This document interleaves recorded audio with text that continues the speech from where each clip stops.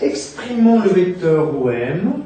Alors le vecteur OM, on veut l'exprimer dans la base U de R, U de θ, U de phi. U de R, U de θ, U de phi. Qui est ici un repère qu'on appelle un repère sphérique. Donc OM est tout simplement égal à quoi? À R fois U de R.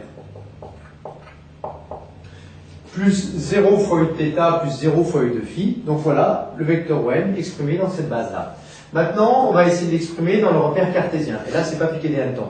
Alors, attention à l'orientation des angles. Θ donc est l'angle entre OZ et l'axe orienté par U de R. Donc voilà l'angle θ. L'angle phi, c'est entre OX et la droite qui serait la projection de petit r sur le plan OXY. Projection de petit r que j'ai mis ici. Hein.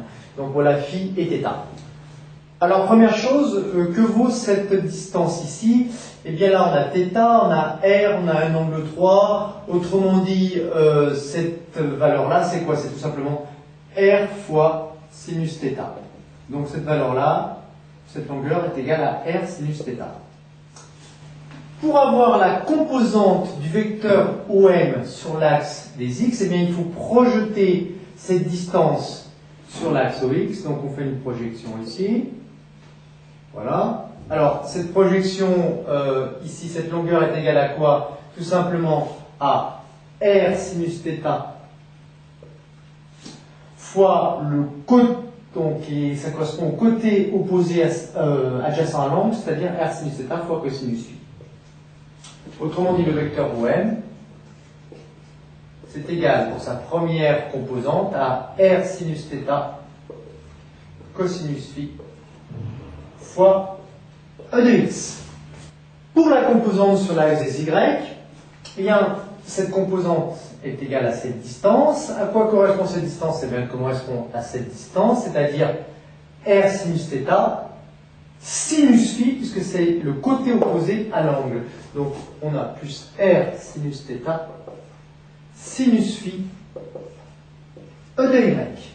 Voilà pour la seconde composante. Seconde composante, ou plutôt seconde coordonnée. Bien, il nous reste quoi? Il ne nous reste plus que la composante sur l'axe des z, ou la coordonnée sur l'axe des z.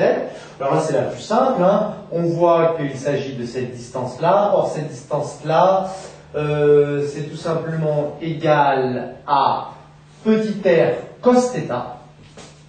Donc, cette distance-là, c'est petit r cos θ. Donc, plus petit r cos θ E de z. J'ai réécrit par conséquent les trois coordonnées ici. Au passage, on vérifie que c'est homogène. OM, c'est une distance, donc en mètres. Ici, c'est des mètres sans unité, des mètres sans unité, des mètres et sans unité. Donc l'expression est bien homogène. Voilà les trois coordonnées du vecteur OM dans la base EX, EY, EZ, coordonnées cartésiennes.